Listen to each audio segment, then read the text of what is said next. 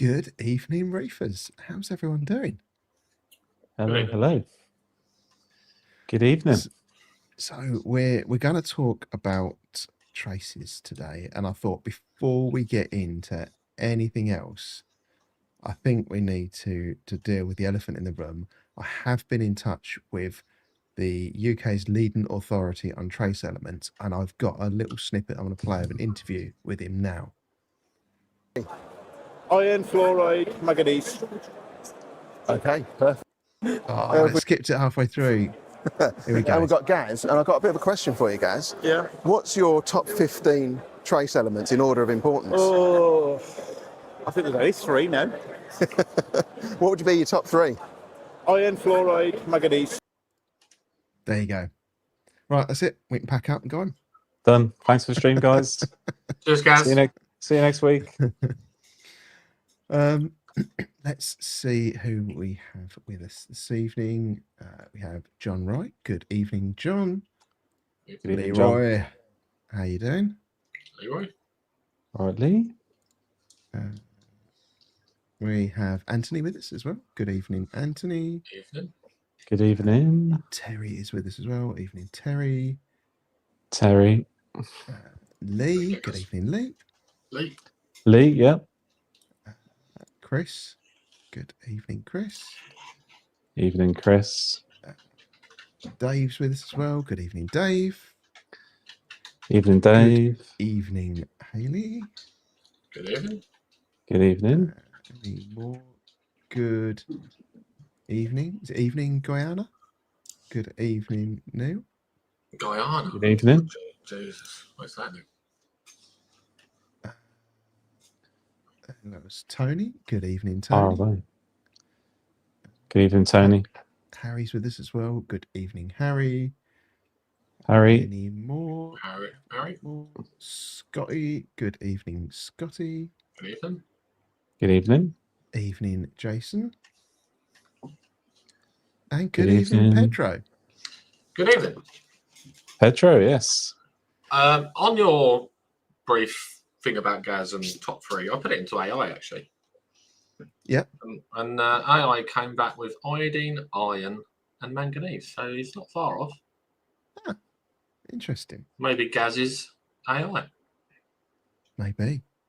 Just Does your AI like cheese? Don't know. Just Gaz. Gaz loves cheese. Does he? Yeah. Oh, evening, Reefy Reese. Evening, Reese. Evening. So, what have you been up to this last week? Dan, go on. Dan, go first. Go on, Dan. What have I been up to? Oh, we went up to I trekked up to Ben's Corals up in Ipswich. That was good. You and Matt were there. And that was, it was nice to see his shop. He had some nice bits in, a few bits of coral. I didn't get any coral.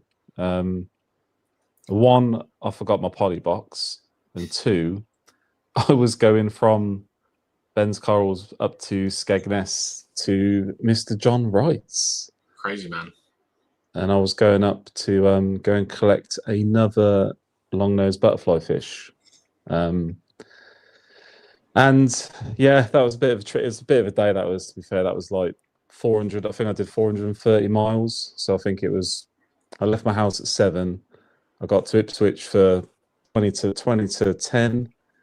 And then I went another 2 hours 25 up to Skegness, and then it was 3 hours 20 home because of traffic. So insane he was. It was a bit.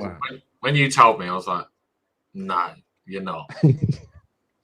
Yeah, it was a trek. It was a trek, but it was. I haven't been up that way to Skegness. So it was actually it was all right drive, to be fair. But yeah, I went to see John, and funny enough, he was collecting his new to him DD 1500 tank, and then I think he said he was collecting it at 12 or 1, and I think I got to his place at 20 past 2, something like that, and the tank and the stand were still on the van. So I was thinking, I could see the van doors open, and I could see it in there, and I thought, I'm gonna be I'm gonna be lifting this in, and I was a little bit because he said he lived obviously up a flight of stairs. I wasn't sure if it was just one straight run or whether it was like two dog legging. I was a bit like, but thankfully it was just one straight stairs up.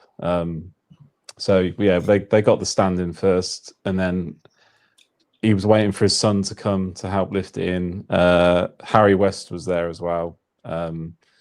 And there was another gentleman there, and I didn't catch his name. I apologise to whoever that was. But yeah, managed to get it up in one piece. The stairs was the most awkward bit, I think, because you couldn't really get two people end to end with the tank, and it did weigh quite a bit. It wasn't a light tank, that's for sure. I imagine it worked out quite well though, because you could have held it like at normal height at the lower end, and they could have held it over their head at the higher end.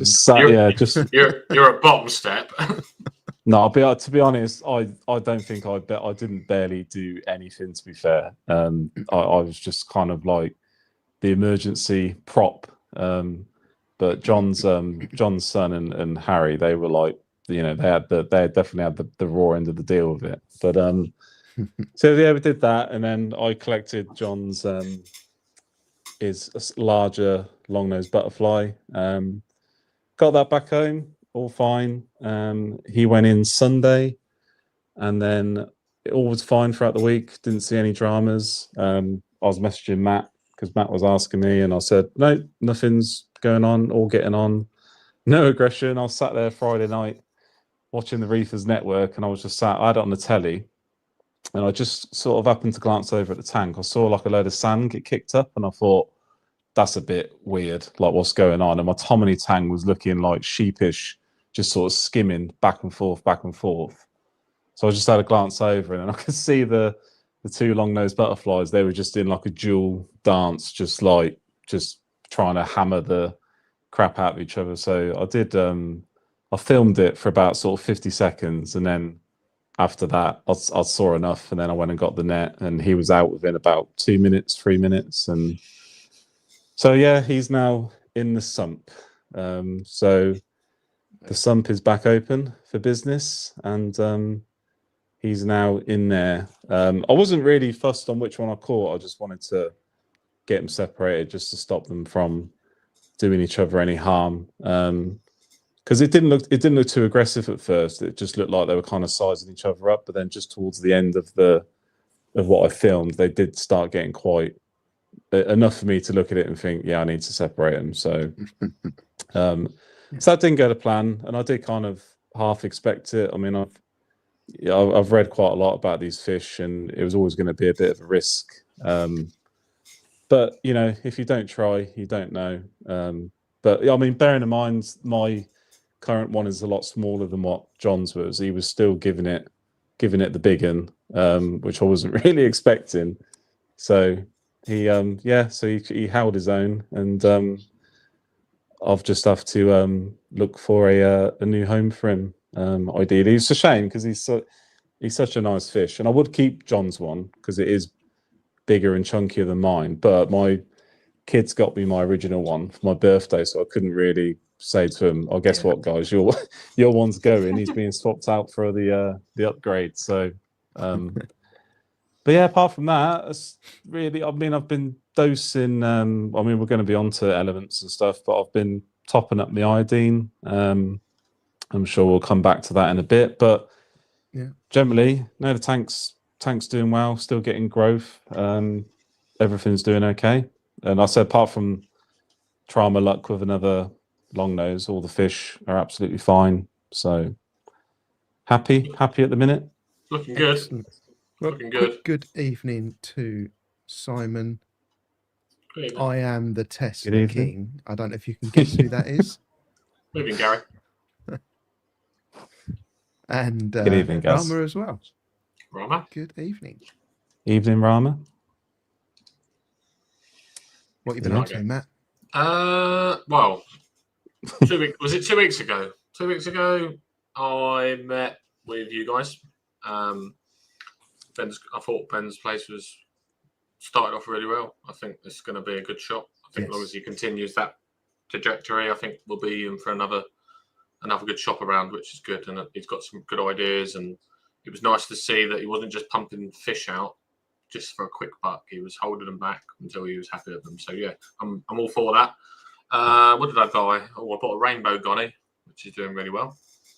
Not that I need any more gonnies, but there seems to be even more growing. I probably am now at my max, so I think I'm now probably need to stop at gonnies, find something else to buy.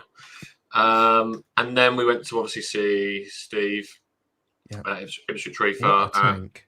Wow, bloody full in it. I told you it'd be full. Yeah. I said that'll be full, and that'll make you open your eyes to what's to come. And it made my Reefer 250 look empty, and then he showed us all the stuff that he'd thrown out. Yes, yeah. Which was like, I don't know, what most people have in their tank. That's what he got rid of. He had a massive table in that crate when I first met him, which was probably that in the middle of his tank. And that started to STN. So he then fragged loads of it and then cut it out. And that's opened so much more space. But yeah, it was in fuller. But now he's putting more rock in, he's had more acros. But yeah, it's very, very full. And now he's bought another tank, so he's even better. So we went there and I picked up a reverse hammer and a till hammer and a sunset millie that we organised. I gave him a couple of bits as well. And we're just nice to talk reefing for a bit longer. We went to Viking Aquatics as well, where I bought some dry goods. I was trying to talk her into a fish, but she's still reluctant on what fish she wants. So yeah, she was very cagey about what she's going to put in it, wasn't she? Yeah, she doesn't know. I don't think she has confirmed a route, and we keep looking at it. And it was her idea to go to AAC on Sunday, which obviously we'll come back to. So maybe she's got more of an idea now, or maybe she wants to look at other ideas. Do you think she might be going with the dwarf seahorses? No, don't think so. I don't think that does anything for her, which is disappointing because I think that'd be cool. Or pipefish would be quite cool. Yeah, I'm not sure. I'm not sure what she hasn't really decided her route. And then I've been fighting cyano probably for the last month. I don't know. Of course, Dave. Of course, and she's probably in the chat lurking, and she can confirm that. But I would imagine so, Dave. You're on the list probably somewhere. So what I would say is, now I've lost my train of thought. Sorry, cyano. Oh yeah, cyano. Yeah. So I bought this. So someone recommended to me. Who makes Polylabs? I can't remember who makes it, but whoever makes that, they do it's a dormant bacteria that you dose. It's meant to be really good for cyano. I've been dosing that for nearly 2 weeks. It hasn't really touched it. I told you it should reply. Oh, Stop moving. There we go. No, that goby was quite small. So yeah, so the cyano is still there. It's better, but I'm still not having much luck with it. What I think I need to do, and what I'm going to be looking at the weekend, is when we go over to AAC, I want something to start disturbing the sand. So maybe like a hard-working goby that would potentially help. Maybe a couple. Corals at the moment, it's looking really good. Things are growing. This picture's quite old behind me. It's nothing like this now. This is probably 6 months old. Probably need to update it. Or I keep flicking the wrong picture open. And everything's growing. Everything's doing really, really well. I've now been dosing bottles of traces for 3-4 months, and Rox did say to me as I was coming up, do you feel like you noticed a difference? Or do you think noticed a difference? And I actually think that a lot of the coloration, I can see differences. I can see certain corals that I think are thriving really well, like with gonnies. Everything on the gonny side is doing really, really well, except we had that issue with the banana pora that's stuck in the middle that was attacking everything, but that's now gone and been moved. But everything is doing really, really well. I had flatworm the last time I come on, didn't I? I've dipped corals, can't see anything. So I think I'm on the other end of that. A couple of torches have suffered, so their flesh bands are a little bit, a lot less than they was. But yeah, we're getting there. And I'm just looking forward to again this weekend meeting up with a few reefers if anyone's around. Yeah. And see what happens. Excellent. Steve, You you're know, very it's quiet. been- You've been quiet. You've been very quiet on reefing side of things. Yeah, I've been a bit. It's year end Yeah, appraisals and stuff, and I've been doing all of that, and it's horrible. I hate doing all that. I spent the last 2 days solid doing staff appraisals, which is not fun. sack 'em all. Yeah, then I'd have to do all the work myself. I don't want to do that. True. Yeah, so I've been a bit focused on that.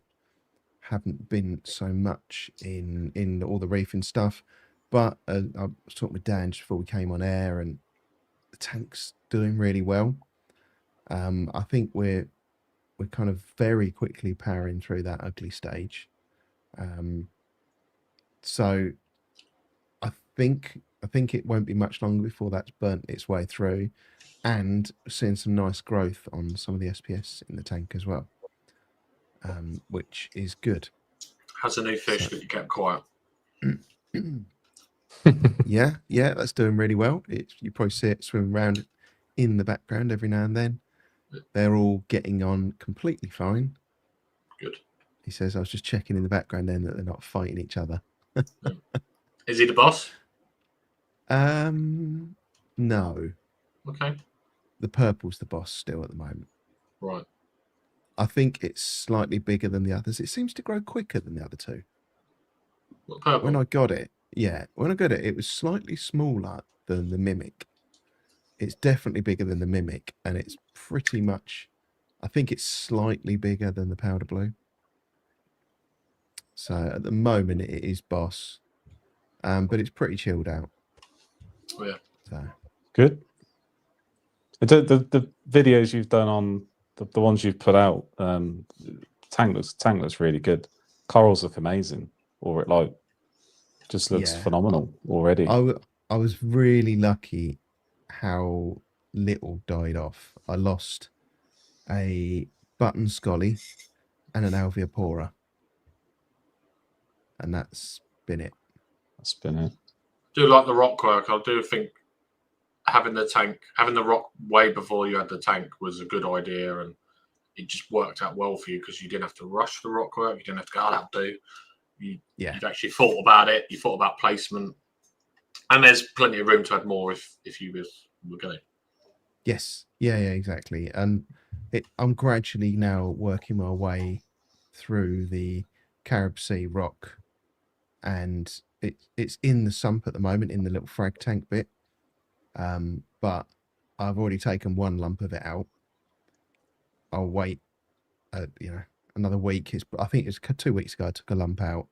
I'll wait another week, then take another chunk of rock out, and I don't want to shock the system by taking too much out, but I want to try and gradually get rid of that rock. So I still want to use the frag tank part of it as a frag tank, because you'll notice just above my shoulder here, you see me thinking about which way it was there. There is a little frag tank sitting here. A little frag rack. So I want to get that out of the DT really, but obviously I need some light under Is there. it? I was going to say you've ordered a light, haven't you? Yes, I've ordered a 12-inch blade grow. That'd do well. That'd do well in that little tank. Yeah, and I thought I might get a glow to go with it. So it's a grow and a glow. But I'll see how it goes. One will certainly be enough for now. You got a wave maker in there? I've got 2. Oh, you got your little Neros in there. Oh, sorry, in the bottom one. Yeah. In the frag tank. No, I've not got anything in there at the moment. Okay. But interestingly, the flow through that frag tank is really good. Is it? Yeah, you can see it rippling the surface of the water where it's pushing I through. suppose it's pulling it through, isn't it? I guess the return pump, so it has to pull it through that Yes. frag tank, doesn't it? So Yeah, and I'm running 2 Vectra S2s. Yeah, I suppose that must massively help. Because I wondered whether you'd get a dead spot. But I guess, like you say, like Dan said, it comes in one. It has to come through one to come out one, doesn't it? Yeah. So, yeah. Yeah, I wasn't sure how it was going to do. I was expecting to need a wave maker in there. And I think I have to see once the frag rack's in and you've got frags in, that might block it enough that you do need bit more head of flow. some kind in there. But yeah, let's see how it goes. Do you think you've got ideas for this tank, or do you think I know you've obviously got a list of fish. Is there coral that you think I'm having that? I'm definitely having that, or are you open to ideas? And I'm open to ideas, but there are some that are definitely on the list. how is one of your dream corals, your pink cat? How's that doing? It's doing great. Yeah, oh right, I know to do that. It's somewhere there.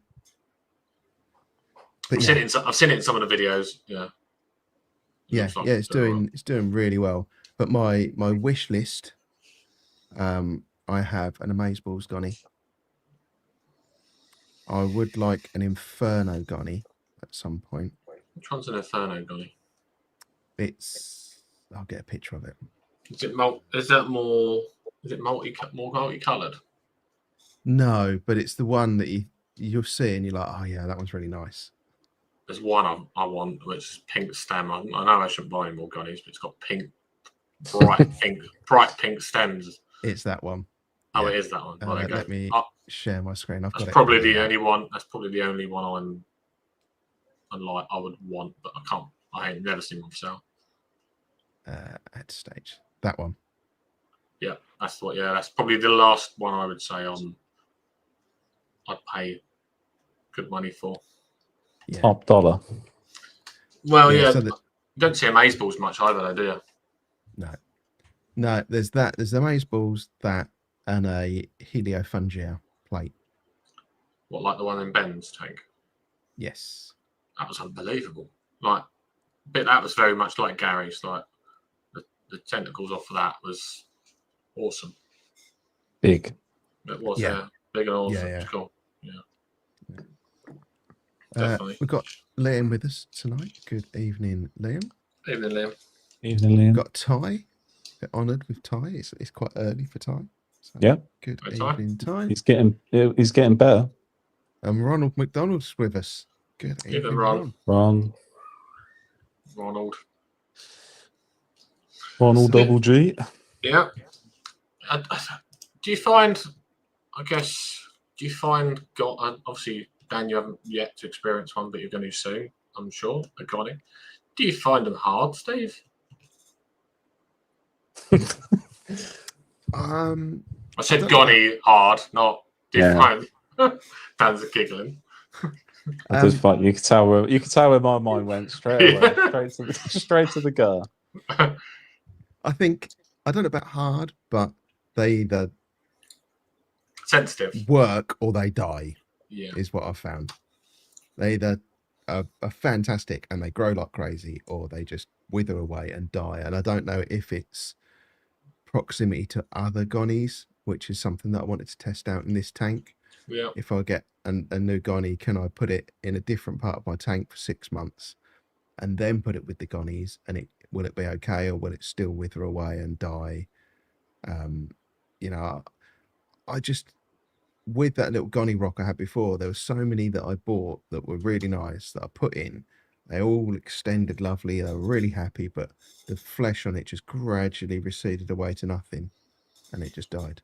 She has a technique that seems to work, where she'll stare at the gonny for a long time. She'll come back, she'll look at it again, and she closely looks to see how happy it is. It's fully extended and it looks really, really happy. That's generally the one that she'll buy. If it's got any part of a sulk on it, on any polyp, she generally stays away from it. And Yeah. touch wood, we're doing all right on that theory. That does remind me, I do have a guy to bring you on Sunday, Steve. Ooh. He's homemade spawned Gonny. Ooh. The one on the it just dropped a baby, so we'll see. She's now saying my tank's making a noise. 2 seconds, I'll be back. Okay. Doesn't sound good, does it? No. Weirdly enough, just as we came on the stream, I kind of lifted one ear off because mine was definitely making a noise, but it stopped. So I don't know what it was. But My apart from gate, that, I haven't really done anything. Sorry, Dan. No. Your gate valve? I was going to say my gate valve just randomly. So like when you make like fine adjustments. So I'll do like a fine adjustment, and it doesn't really do anything. And I might do that for like a couple of days because it's sort of like hitting the overflow slightly. So I just back it off a little bit. Because what happens is when it's like on the edge of the overflow, the emergency drain, the actual tank height is quite high to the edge of the glass. So I'll back it off, and obviously sometimes it doesn't really do a lot. And then 2 days later on, I'll just be sat. I'm always in when it happens, but I'll just be sat in the house somewhere or upstairs, and I'll just suddenly hear massive gurgling.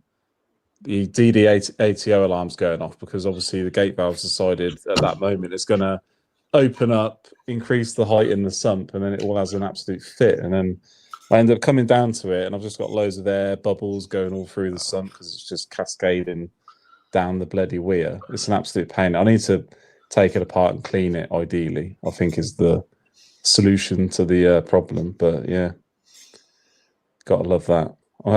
Thankfully, it hasn't done it like 3 o'clock in the morning yet, thankfully. So it was our RFG nozzle, some fish, I don't know whether they crashed into it. It was pointing to not the sky, but it was pointing high, and she's like, it's making too much noise. Thinking, fucking hell, there's a return pump shit itself. I better go down there. No, it was literally panic over. the cold's got into it. Good afternoon, Jason. Jason? Afternoon? If you're doing well. Or morning? Is it morning? Afternoon? No, afternoon No, for him now. afternoon. Yeah, afternoon. Got a question before we start traces. It is about traces. Okay.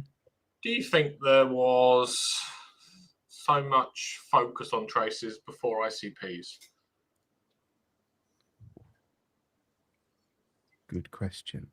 One that I can't really answer because You obviously ICPs have always been available while I've been in the hobby. Audience, put your little feedback in there. I don't know.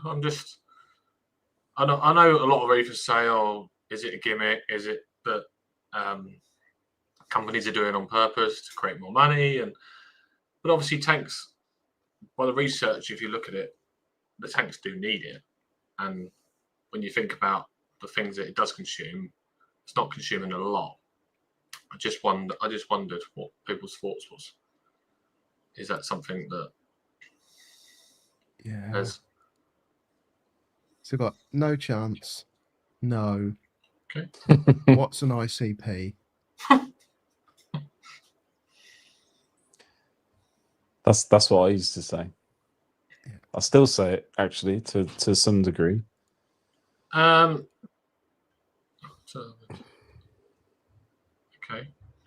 What about then? How often, if you're dosing traces? So say you create a cocktail. Whose opinion is that should you be, if say you make a mixture of a month up, should you be dosing and then doing a ICP every month and then going on your ICP to dose? Should you batch dose off one ICP for 3 months? It's just something that I'm looking into, and I'm like, and I appreciate everyone reefs their own different way. I like to do an ICP, and I like to look at the traces I'm low on and know that I'm putting something in if my 2-part isn't. I think if you want it to be really scientific about it, what you'd need to do is probably take somewhere between 3 and 5 ICPs all at the same time, send them off to 3 different labs, get it back, and then take the average result Hmm. to weed Yeah. out any inconsistencies with reading and things like that. Get as close as you can to the average, and then do the same thing just down the road. I'm dosing 12 out of, I think there's 18 that you can actually dose, isn't there? Is it 18? I feel like it's 18. Something Yeah. that sounds right. There's a lot. There is a lot, and obviously there is more now. MS has come out, but off a standard ICP, I think there's 18 traces and macros. But Yeah, I'm dosing 12 of those. But like you say, if you didn't do them and you just did your 2-part, I see some absolutely amazing tanks that just dose 2-part and they don't do traces. Krusty's Reef. Yep. Does he do traces? I would suspect so, purely because I think he's supported. Yeah, he is, but I wasn't too sure whether he just used the 2-part or not. No, I I'm not think sure. in his videos he always mentions Reef Settlements 2-part, but doesn't Yeah. mention anything about traces. So, yeah, I just wondered. know. Quick one for Dan. Yep. Home for your butterfly. Oh, nice. They've said they've dropped you a PM as well. Yes, I'll pick that up then, and I'll yeah, absolutely. And they're going to bring you an Inferno Gonny as well. Be nice to give him a nice. I said lovely fish. Just obviously, I was trying my luck, trying to keep 2, and that's only because I like the one I've got so much. I just fancied another, but yeah, it'd be nice to give him a nice home. So, thank you. As long as it's the right size tank and all that jazz. That's it, yeah. I'd say so, yeah. I think on my Facebook post I did put on Instagram, I did say probably minimum 4 foot for my liking, and preferably 5 and up, but Yeah. whatever you got, as long as it's not a nano. So what's your go-to ICP company then? Settlements, because of speed. If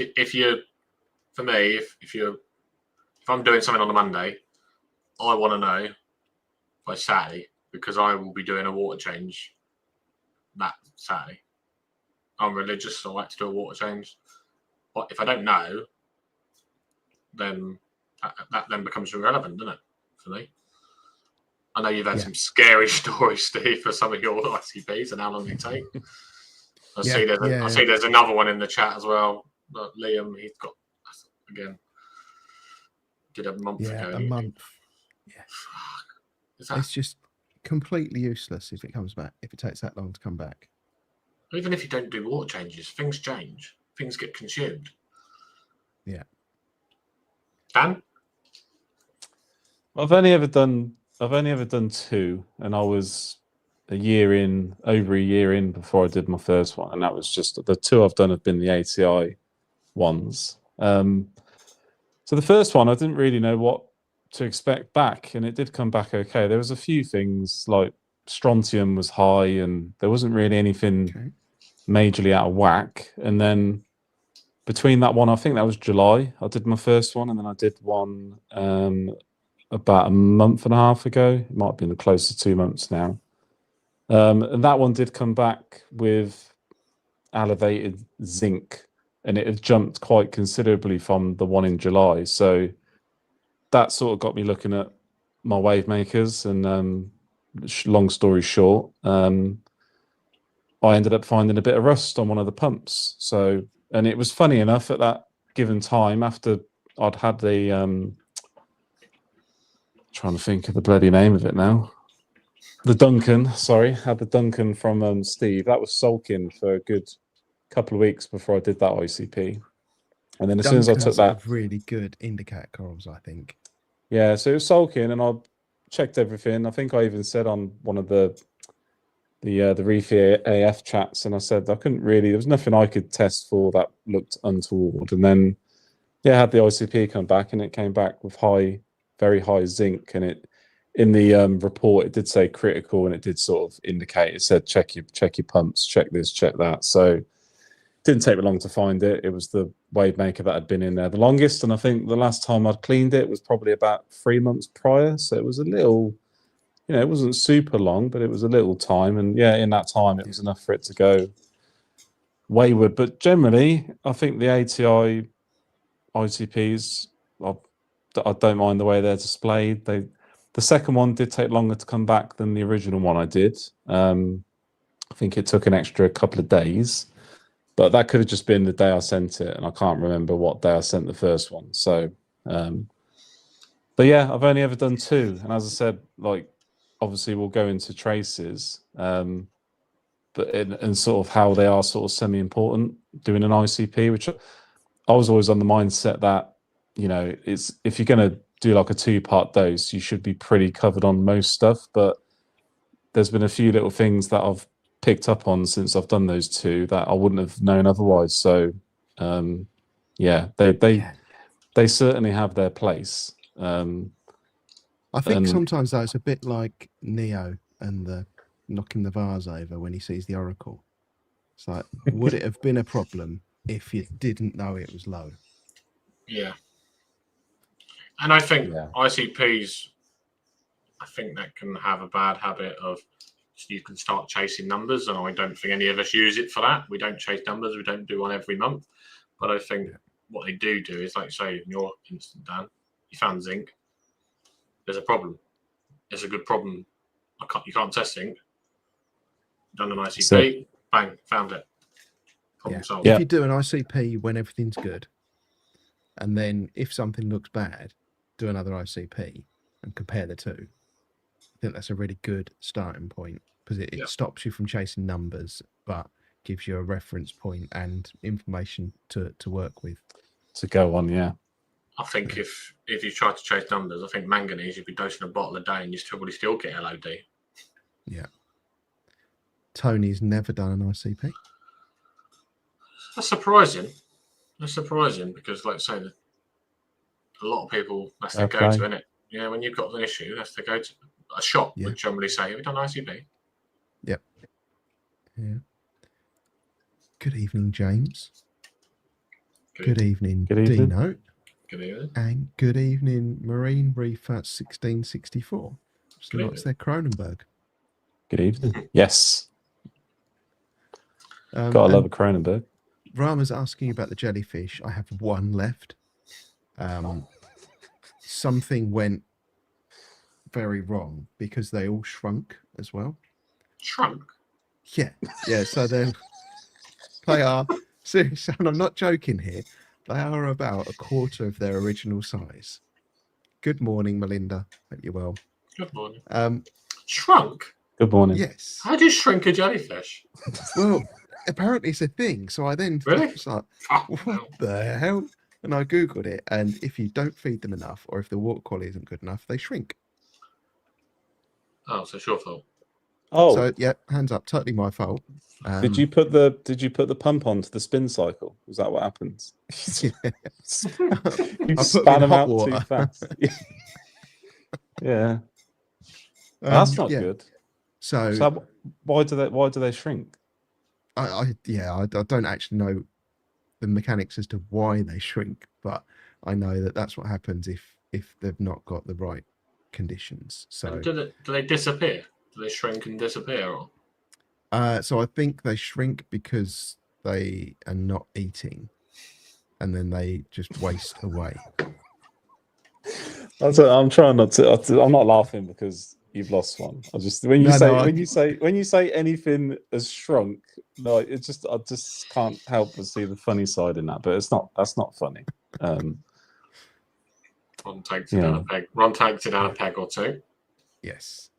And good evening, Chris. Good evening, Chris. Good evening. Good evening. That is odd. So, are you going to get more? I was thinking about this the other day, actually. I'm struggling a bit to keep the tank clean. So I'm just playing around to see if I can find a food that I can feed that doesn't foul up the tank quickly. And if I can find something like that, then I might look at getting some different jellies rather than moon jellies, Do you reckon Dave's not been fed and that's why he's shrunk? or bad water quality. Yeah. And Dan's the other way. Is your jellyfish? Is it is it called the Cressel? Is that what it's called? Something like It's that. the Crossel 10. This one.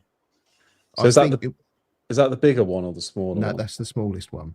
Right. I think they definitely do a 10 and a 15. I think they might do a bigger one as well. But the 15 it's got a slightly different shape, and I think it might be a bit better at keeping the water clean. It's really weird. So this, I thought you were giving this to the door. Yeah, she didn't want it in the end.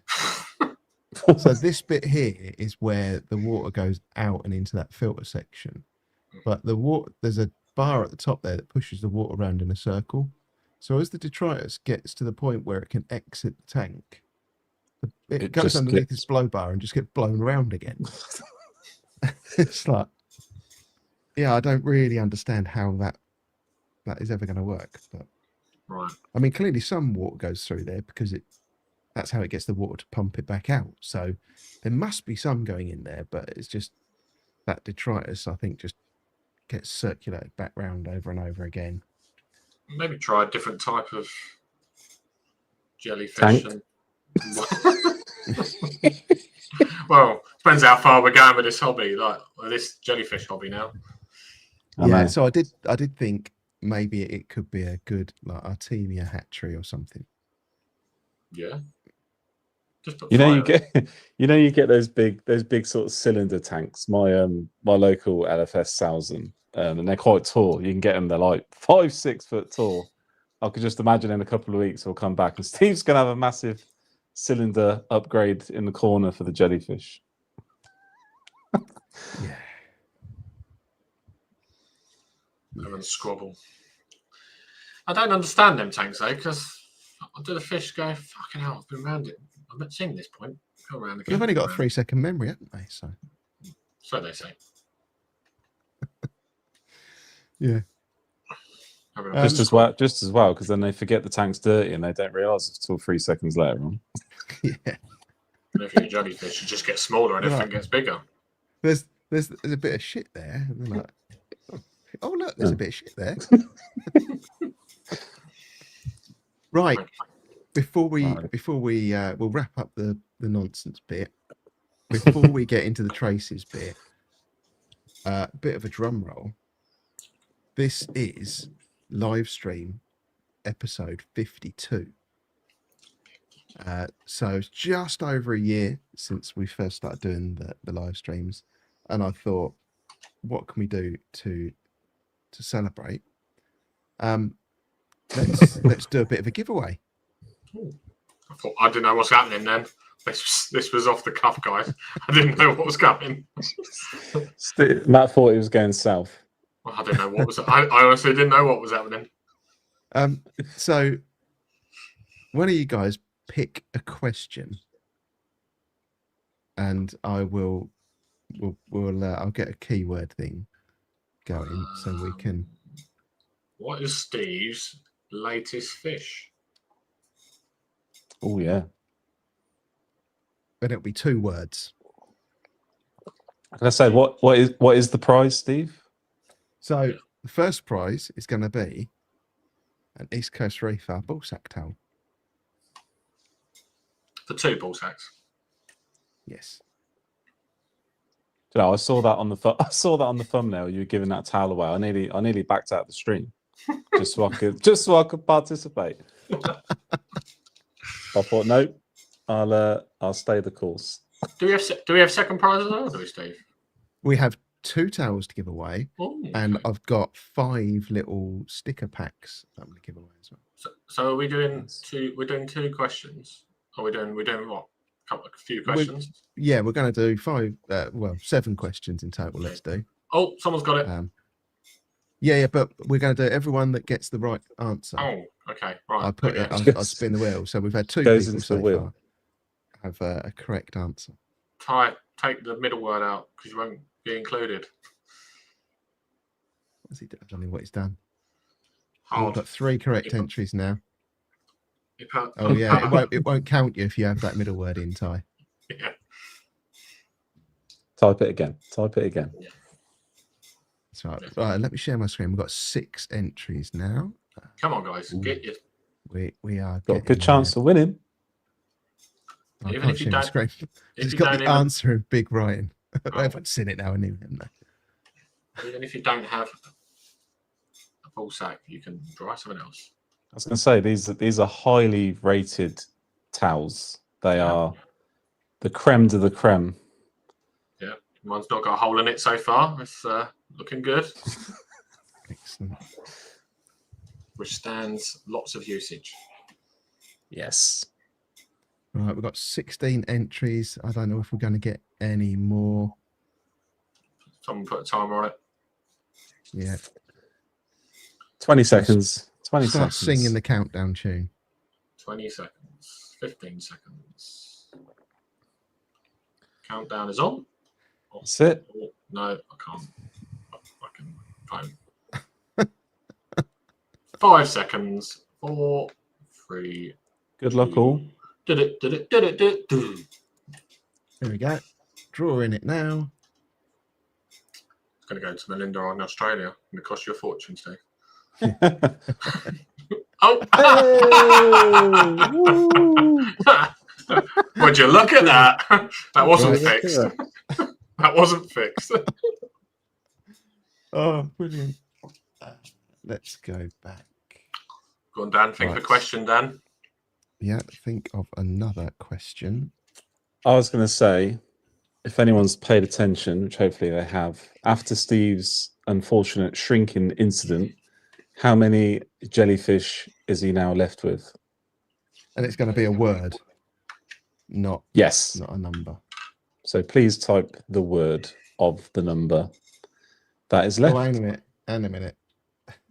Uh-oh. Is that going to work? Hang Yeah, on. no, that's okay. Oh, all right. I thought it counted every time someone had previously in one of the comments said that word then.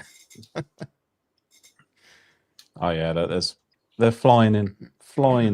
See, look, these guests, these viewers, they know it. They're on it. Yeah. 5. And we told him it was a word. Yeah. 0.5. How long Go we on, give Matt. them? Give us 20 seconds again. 20 seconds, right. We're away. No coach. Try again. Dun, dun, dun, dun. 1. Just 1. Try again, coach. 5 There we go. seconds. He's done 5 it now. seconds. He got in. Try again, Ben. Oh, did it. Right. I need to just get that recorded. All right. Save me doing that. So where are we going? Ooh, Stu's hey, Stu's Reef. Look at Congratulations. Excellent. So you guys need to drop me a message with your address, please. that. Instagram, TikTok, where do you want it? YouTube. Can't do YouTube, can you, Steve? Can't do YouTube, so Instagram's probably the best Facebook. one. Whatever. Instagram or Facebook, yeah. What we're playing for now? So we now have a little All sticker include. pack. Ooh. Some little East Coast Reefer stickers.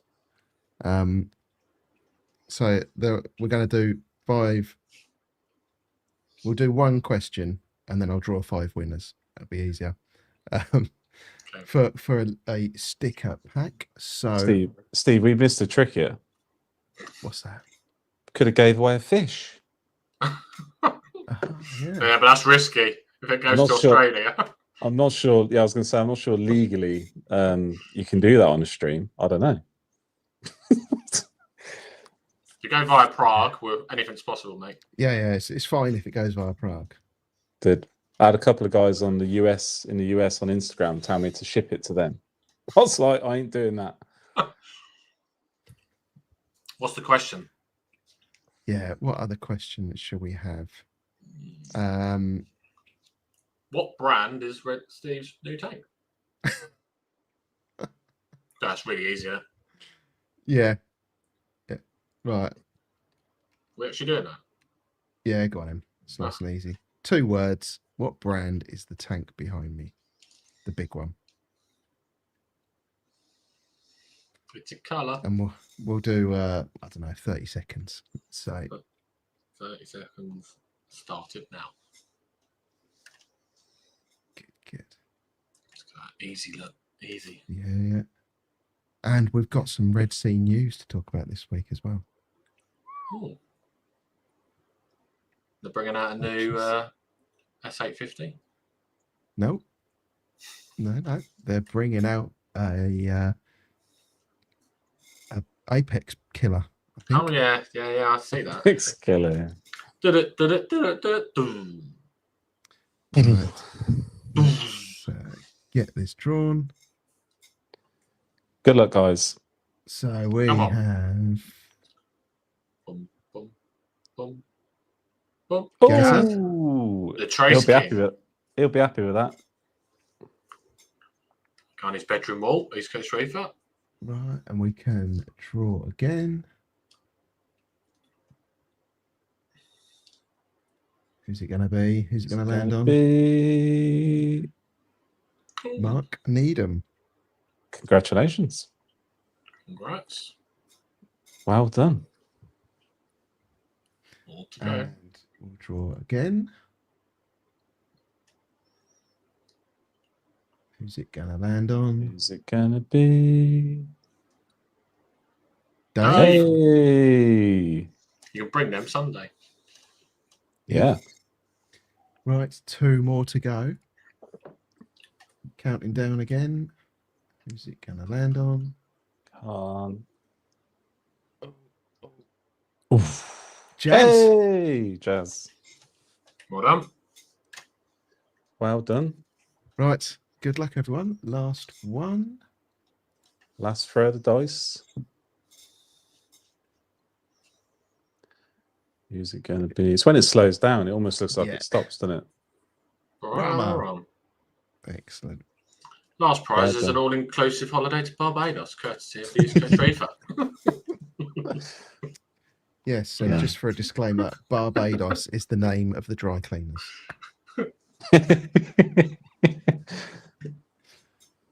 Well done. Well done, all. Congrats. Yes, good bit of fun. Talking about good bit of fun, let's see if I can find some of these images. Because I Oh, thought, no. This is you know this, what? We'll say I like Steve. these. Yeah.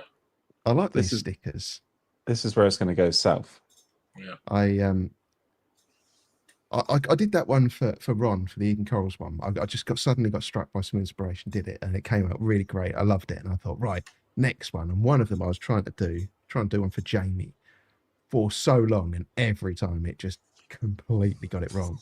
And even now, it's kind of got it wrong, but it kind of works, and it's quite amusing as well. But the first one that I'm going to show you is Dan's one. Ooh.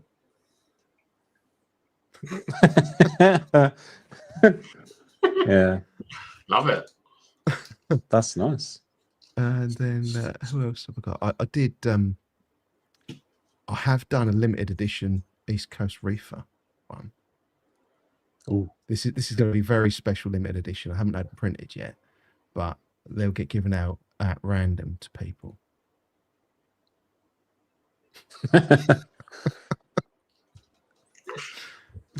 Wow. That's gonna look nice inside some people's cabinets, isn't it? Oh, yeah. Yeah. What the hell is that? Or are they gonna stick them somewhere else? Yeah. And then I did this one of Jamie. It's probably going to kill me for showing everyone, because I think it added about £15 to his body weight. God. But yeah, I have one for Jamie.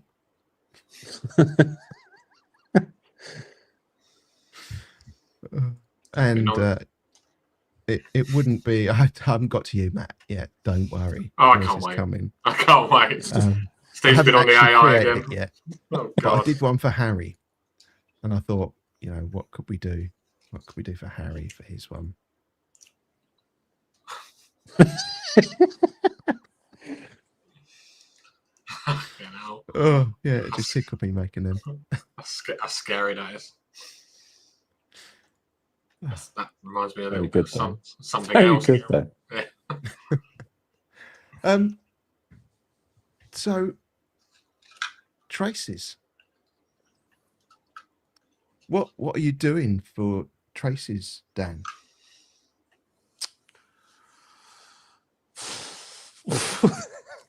How can well? I'm currently on NIOS, so I'm on the Ion B. I'm trying to think how I can summarize this really without making it too long-winded. So I was originally on Red Sea Sorry. 4-part. I've just seen Liam's comment about Harry. Yeah. Oh, sorry. So yeah, I originally started with Red Sea 4-part, and I jumped on that after a year into the hobby. So I was doing water changes every week, and up to my 3-foot system, I think it was like 300 liters. I was doing Red Sea Black Bucket just for the higher, higher mag, higher calcium, just to buffer the levels, just so I could hold off going down the dosing route. And obviously, I got to a certain tank size, and obviously, the elements weren't keeping up with the weekly water change. So, went to Red Sea 4-part. It was all really good. Started off really well. Coloration was amazing. Growth, just obviously because it was like the first dosing I'd ever done, the growth took off. I could see that immediately on what I did have in the old tank. But then I found the calcium, and because it's a 2-part, calcium, magnesium in the same dose, so I found they were just going a bit wayward from each other. So the calcium would go up to like 500, sometimes 500 plus, and that wasn't ideal. And in correlation to that, with the Red Sea, the mag would hover around sort of 12 to 1250. So it was still in a range, an acceptable range, but I just didn't really like the fact it was so high on calcium and not really as where I wanted it. And again, I've never been one to chase numbers anyway. But ideally I would have liked the mag around 1350, something like that. Yeah. So I did that. I ran through I think I brought the medium pack at the time of the 4-part. I can't remember how much that was now. 100 and something quid. I can't remember how much it was, but yeah. So then the I was smallest pack, 70 or 80 quid, I think, isn't it? That's it. It might have been around the 100. It might have been around the 100 then. I think the large one's like 160, isn't it? I think. Yeah. Not cheap though, is it? That's not cheap for. It's not cheap for the amount you get. I will say that, because then I started looking for different 2-parts, and obviously NIOS had brought out the Ion B, and I started looking into that a little bit more. And what I did like about that, which is why I went for it, was because the main 2-parts you could get in 5-litre containers. And when I looked at the cost of those 5-litre containers, they were around 34 quid each. So the 2 main parts, you're kind of like in for, just under 70 quid for those. And then I did the 3 main traces, and I am looking at them in front of me. So there's elements 1, elements 2, and elements 3. Elements 1 and 2, they go in with the calcium, magnesium. And then elements 3, that goes in with your alkalinity and pH part / buffer, if you want to call it that. And they have got differences in them. So when I started dosing, the recommendation is you do 10 mil per 1 litre of the 2 parts. So obviously for 5 litres, if you're going to start off on the lowest dose of 10 mil, you do 50 mil of each part. And it does say on weirdly though, on the one that goes in on the alk and pH, the elements 3, it does say it's slightly different on the recommendation, but then when you actually read the label, it still says 10 to 20. It's 10 to 20 mil per litre is their ideal recommended dose. But then obviously on the back of that, so I started off doing 10. I started off on the minimum, so I did 10 mil per 5 litres. So I literally just did 50 mil in the parts, and then I started off with that. I think I did my first ICP in July, and then I thought, stuff wasn't like super high. Nothing was kind of way out of whack, but it wasn't like there was a couple of things that were slightly low. So I decided to go for their mid-range, up to their 20 mil maximum. So then I increased the mix within the two parts, and obviously you just put them in. I just put them into the bigger 2-part containers and just shake them up. And I think that's pretty much all you need to do. And it's been good. It's been great. It's been absolutely great. I'm still getting coral growth. Coloration was good. Coloration was good up until I did my second ICP, and that came back and said my iodine was low. So when I looked at the elements in the elements 1, I think it may be in, there is an iodine in that element that goes into that mix. But because out of the broad range of the ICP, because it was only iodine that was critically low when it came back, I thought, well, I don't really want to put more of that buffer in with the 2-part if it's only the one element that's critically. What? Sorry, Dan. Do you know what? Yeah, go on. On the iodine, do you know what is going in with it? If say you up that dosage of that bottle, do you know what else is in that? Do you know what else is in that dose? Just curious. The one that's got the iodine is on element 2. Okay. And it's got element 2 has got iron, cobalt, copper, manganese, nickel, a bit of zinc, and a bit of vanadium. Is it vanadium? Vanadium. Vanadium, yeah. So there's a few bits in it, and I didn't really want to. I'm trying to think, is that the actual one? I'm just looking now. Dave's got a point. Do you feed Nori? I do, but I only feed it. Sorry, correction on that. So the actual iodine is in elements 3. So it's in the part that goes into the alkaline pH buffer. Right. It's the red bottle is what's got the iodine in, and that's got what's that got in it? It's got fluorine, iodine, potassium, and selenium. So just those in that one. But yeah, I do dose nori probably only twice a week. I put like quite a thickish chunk in. I don't do loads of nori, to be fair, because I tend to find that the tangs in particular, because they're just like all over the rock work all day, I kind of prefer them to be working on that than supplementing with, with artificial, seaweed. So, well, not artificial, but just supplementary. Yeah. But I don't, it's weird. I don't understand why the iodine suddenly went critical. And then off the back of that, so there was, just before that ICP test came back, I lost my cleaner shrimp. I lost my cleaner shrimp, which I've had for quite a while. I've had him for well over a year. He was quite a good size. He'd had like loads of molts over that time. And then I thought it's a bit weird how he's pegged it. So I started looking into that, and then I realized that they do actually require a good level of iodine to help with their molts. So when they sort of go to molt, it's quite a critical element for cleaner shrimp, and I did make me wonder whether that was why that he perished. You also had zinc as well, didn't you? High zinc. So I had high zinc, because of the pumps. I had high zinc and low iodine came back on that ICP. So I was a bit like, ugh. And obviously I had the sulking Duncan as well. That was like coral wise, that was the only indicator. And then also I didn't notice it at the time particularly.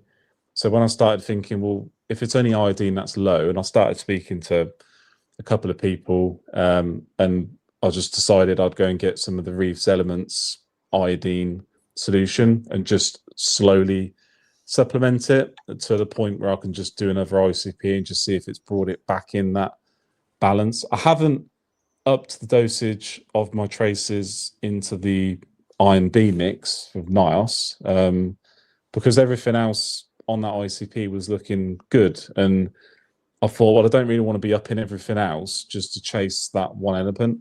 And obviously I don't know why that particular one went critically low. I mean, it could be, there's a range of different factors, as to why that could have been. But yeah, so I started dosing a little bit of Reef's Elements iodine just to supplement. And literally about a few days after I started dosing the little bit of iodine, I think I started off, I did 2 mil.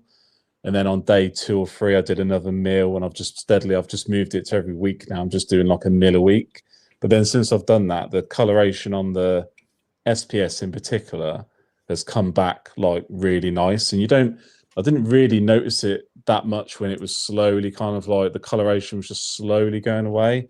It was only when I corrected the iodine or started to correct it, I could see the coloration coming back. And because also I took that pump out, which was obviously a little bit rusty, everything just seemed to just pick back up and respond. But generally, I've had no issues with dosing the Nile stuff. It's been really, really good. The shrimp, John. So I think I've probably had him about 1 year and 4 months, something like that. And he was big. He was a decent size, but I don't know. I think they're supposed to live for like 5 years, like 3 to 5 years. Could be a combination of two, can't it? Could be a combination of both of them. Yeah, I think it was probably reading up on them. I think it was probably more the iodine, which was unfortunate. Do you have many Zoas? I don't anymore. No, I did in the 3 foot, but then They like iodine. Yeah, I binned them off. But it's been great. And then recently, I mean, this is the problem now. So I've had a couple of changes. One, I swapped to Instant Ocean salt because I was just trying to keep costs down, and because I was water changing every week, I just wanted something that I could just, change the water with, and just that's it, keep it nice and simple. But then, because I had like the SPS go in, and in the back of my mind, I was thinking, should I go to a better salt that's probably got a little bit better buffers for some of this stuff? And then I held out for the salt, so because I was umming and ahhing over it. So I didn't do a water change for 5 weeks, which is the longest I've ever gone with no water change. And the tank did well, didn't have any problems. Everything after that pump came out, the iodine started going in.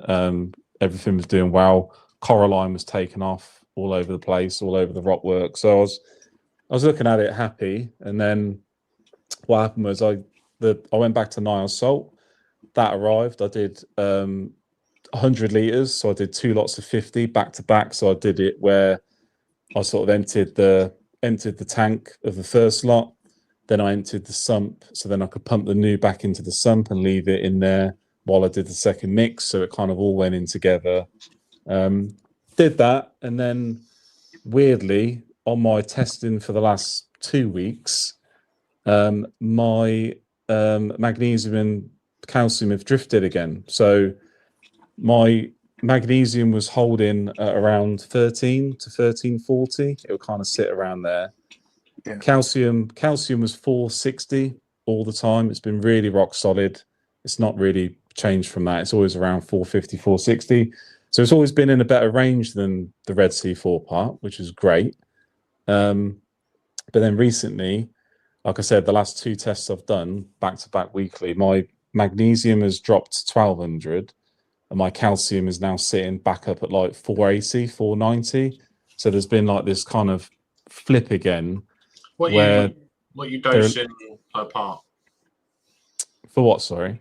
Are you dosing your parts balanced? Because obviously they should be ionically balanced. Are you dosing them evenly? Yeah. So that's the other thing. So obviously I've been dosing manually. I'm not on a doser, which probably doesn't help the cause. But yeah, they've been dosed equal amounts. So the calcium and magnesium is between 8-10 mil per day, and then it's the same for the other part. So, but the thing is, because they're both in the same part, you can't offset one to the other. It's in that same mix. So I don't really know.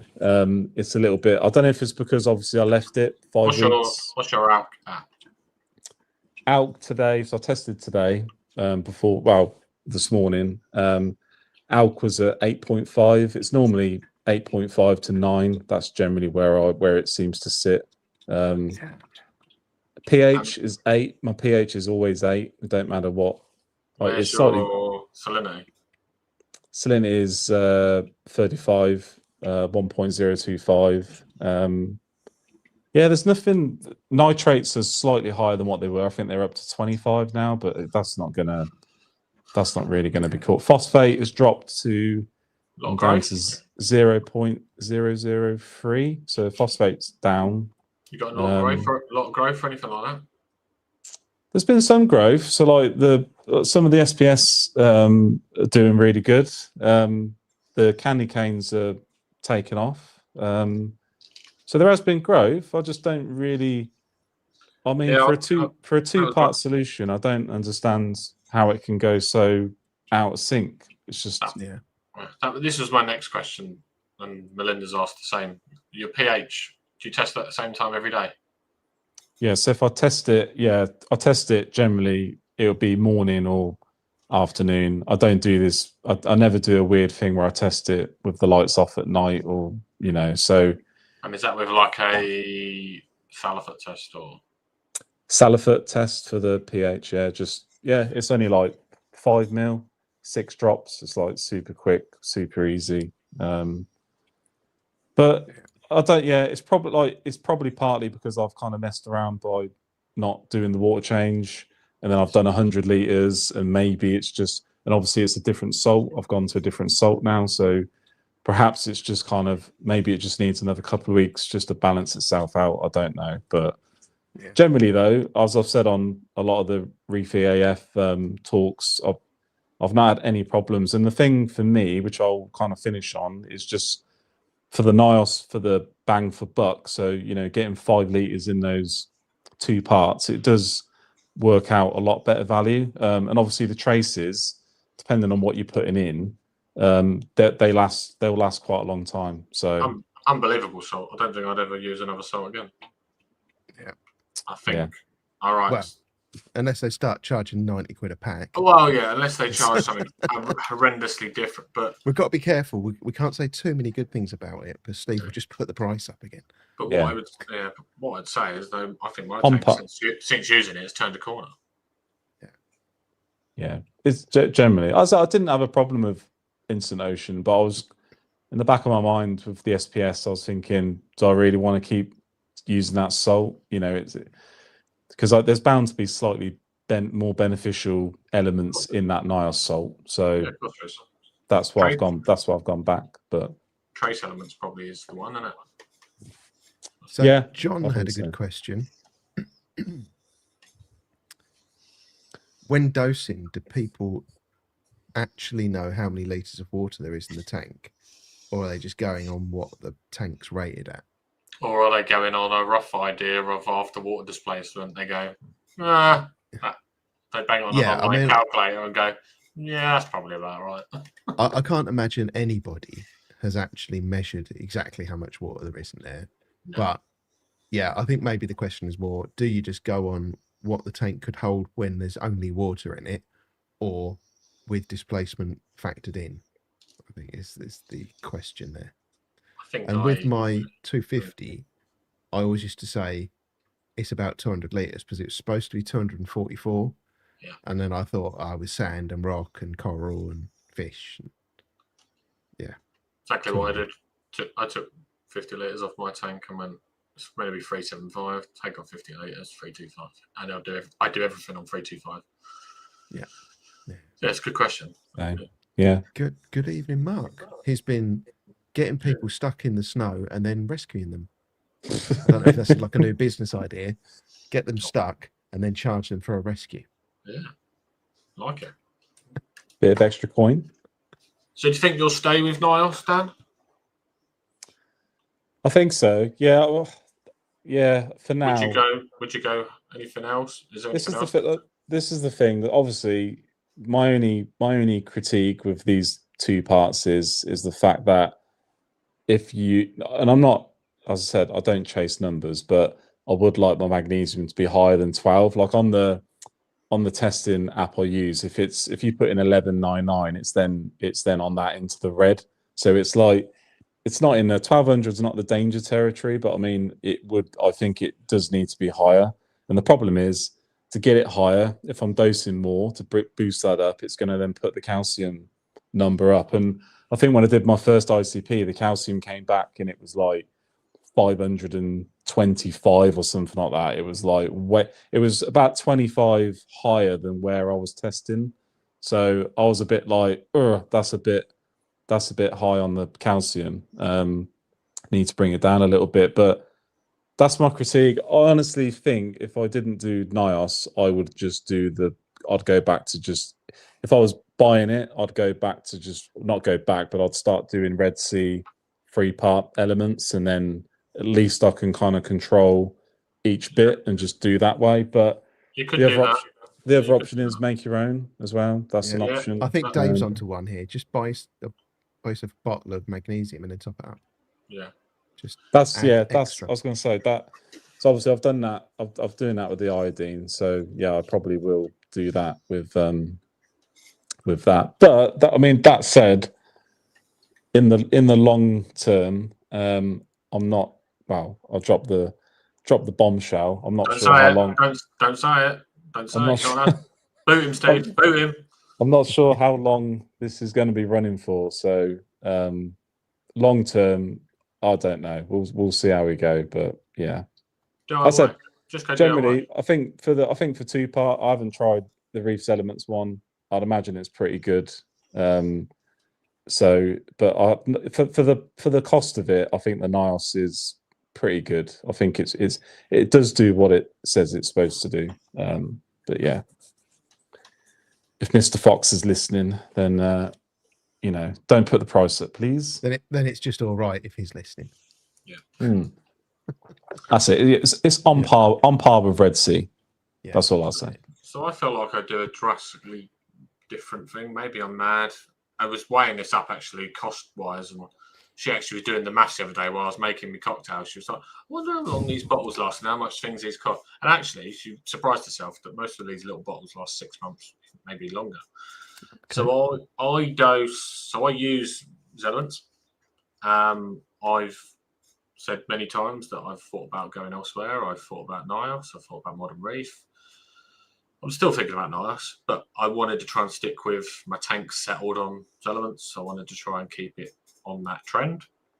And I dose 2-part, so not the pH plus, I just dosed the normal complete.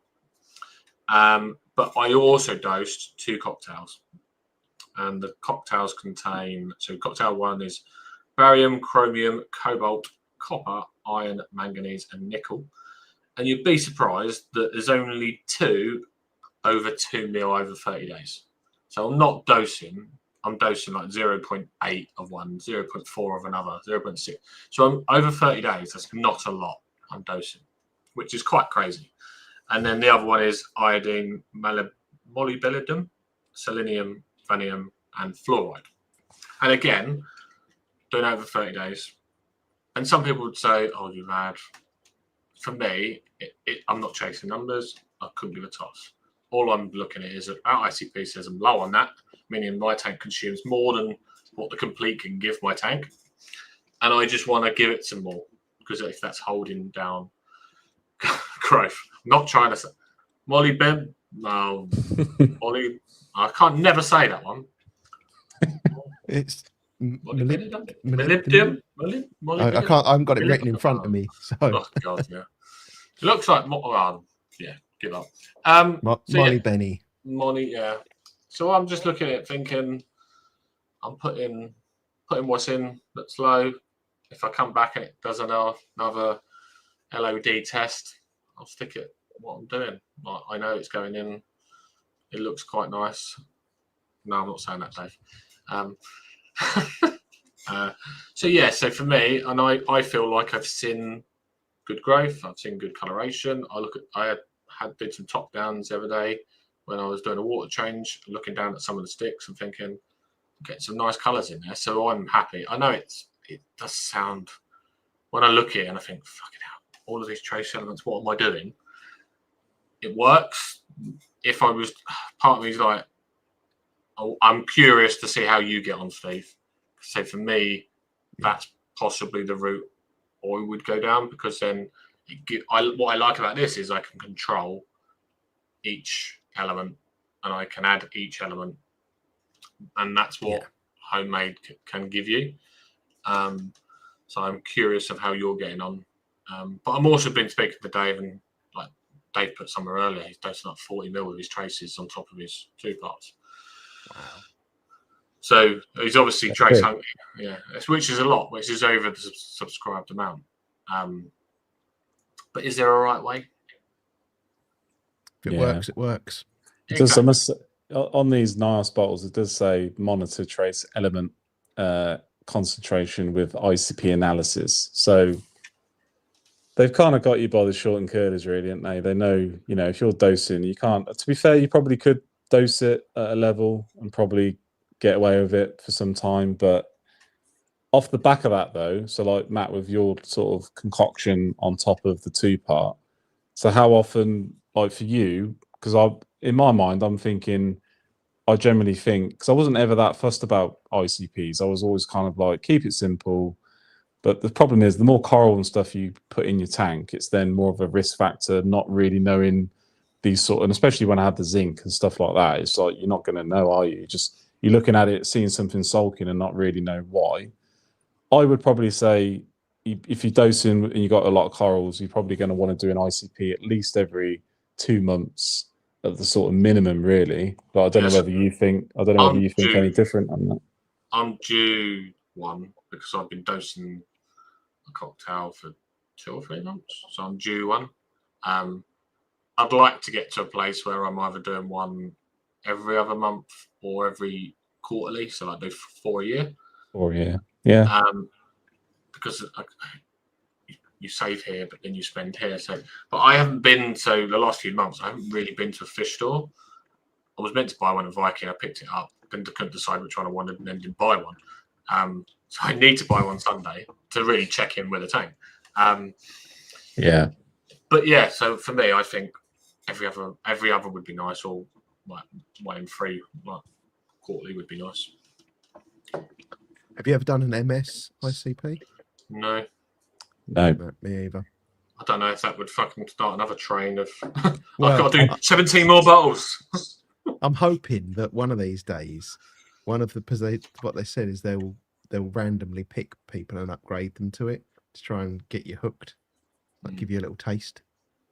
I'm hoping one day that happens, and I can make an assessment as to whether I think it's worth the extra or not. But I think the majority of people just do I do the advanced reef elements when I do it, and I do it unless there's an actual problem that I'm trying to manage. I'll only do it every 2 months at the most frequent, normally more. There was something else, actually. I'll be very interested to do one, but my little bit off topic but relevant. My daughter had a sleepover weekend just gone, so she had how many friends did she have over now? Be careful where this is going. Yeah, I know. How many fag butts did they put in your tank? No, well, no. So I think there was six of them were in this living room, beds all out, sleeping. I had the window on the latch, and my vents for the doors at the back were open. Should have checked your pH down. But that was on the floor. I did notice a negative. So when I came back down to see if they were right at about 10:30. My lights were still they were still on a very low blue, but they'd already been. You got to think they'd already been in this room, like in the downstairs of the house, for probably 4 or 5 hours at that point. And I started looking. I just glanced in the tank, and like the frog spawn in particular was like almost completely closed up, and I've never seen it so closed up that time of the night. Normally it would still be kind of light out, looking fairly puffy. And I looked at the rest of the tank. I was a little bit panicked, and I thought, but I'm assuming because of having that amount of people in this room for that amount of time was having a negative effect. And when I went to bed that night, I was coming down in the morning, and I was just thinking, I was dreading walking in and looking at the tank in the morning. I was just like, oh my days. But in the old fish room on a live stream night, I could massively see the difference of me being in the room with the door closed. really, really notice the difference in pH. Yeah. So it definitely had a negative impact. So that's my only tip. If your kids are going to have sleepovers, try and limit the amount of people that you had. To be fair, though, this was the most she'd had over, and I think that's why I noticed a big negative impact. Normally, it's just like, one or two friends, but this was like 5 plus her. So it was like, Sleep and, outside. and they're I all was about to say, all do it as a trend that sleep in a tent in the garden. Wouldn't that be cool? Yeah. yeah, at the moment, and it's freezing. Yeah. To answer Chris's question, how much do I spend? The reason I went this route was because a local reefer was selling all the traces bar, I think, one. He had a tank, newish setup. He did an ICP, bought all the bottles, got it right. So he spent 250 quid, got all the bottles, then he closed down. And I picked him up. I picked him up for 50 quid. So that's the reason I went this, because it didn't cost a lot, and it was what's the worst that can happen? Otherwise, I probably would have gone Niles. Yeah. So, yeah. Not modern reef. No, it's too expensive. I get it for Chris. Chris is acro dominated, beautiful tank. Just bolted a strat upon it, look absolutely beautiful. But it's the size of the tank. I don't think I would want to be running it anything over 3 foot, because the sheer cost is just too much money. Like you say, you were saying the Red Sea's expensive. I think it's even more expensive than Red Sea, isn't it? About that similar money. It's just Yeah. it's costly. Yes. Good evening, Alan. Hope you're doing well. Good evening. 82 quid for 128 days. Is that expensive? That doesn't sound that expensive. No, that's not as horrendous as I was expecting. But then you've got to remember, he's only got a Red Sea 300? 300 XL, yeah. I thought that said 51 containers. I was like, Jesus, there's more traces than Reef's Elements. I'm just working out what that is a day. That's only 65p a day. That don't seem a lot. Oh, Roxanne's going to be on it now. She'll be like, come on, we can do modern reef. That's it, man. I think it's always when the stuff runs out, when you got to buy it, that's when you're like, shit. It's like, you look at your receipt from what you've ordered and you're like, how's it come to that much money? But then you don't realize, you balance it out. You don't realize, like this Nios, I think I've had the Nios for 4 or 5 months now, and I'm only halfway through. So the 5 litre containers. They don't do a subscription model. Pay X amount a month and it just turns up on your doorstep when you need it. Up. I think for me, the reason I've gone Elements is because my local fish store, they don't stock the Nios. If they stocked the Nios, I probably would have been like, oh, yeah, maybe I'll go that way. Does your local fish store stock Nios salt? No. So when you buy your Nios salt, you can buy your other stuff. Yeah, and the problem is, I want to support the fish store, and I have said to him again. He is looking into it, especially now it's going boxes. He did say to me the other day, "Well, if I buy 10 boxes, all right, it's a shit investment, but you'll have it every few months, but someone else might have it, and it might actually pay off for me." But yeah, so potentially it might be coming. We'll see. But I have been raving about it to him. Yeah. It's good salt. Yeah, it is. Yeah. It is. Come on, Steve. Tell us about your homemade DIY, cheap as you like. Yeah, so I am now, since I moved over to this tank, I'm now running the DIY big three, the alkalinity, magnesium, and calcium. Absolute piece of piss to mix up. Like the easiest thing, I built this up in my mind much more than it actually was. When I actually started doing it, I was like, what was I stressed about all these months of thinking that like Ron was like some crazy scientist, like Breaking Bad, cooking meth in his back room. Yeah, and then when I went to do it, I was like, actually, this is really, really easy. So much so I'm probably going to be tweaking it a little bit and trying to get more higher concentration of each of the three in my next batch. So I need to mix up another batch. I don't know how much off the top of my head. I can check in my app how much I've got left. But So I if know you- that I'm going to need to do it soon. So you're doing your homemade DIY out calcium mag, and then Yeah. are you dosing? What are you dosing for traces? A&K. So at the moment, I had a bottle of Nios, I think it's called Active Element, which is a mixture of traces. I had that and I shoved it on, and I am dosing that currently. However, I have sat on my desk for when that bottle runs out, A&K, and that is what I'm going to be doing. Because I How much looked did at you all dose to that? How much did you dose to the A&K? I haven't even looked yet, Oh, okay. and I will probably do that on the day that I need to do it. I'll read the back and go, oh right, okay, this amount, dial it all in.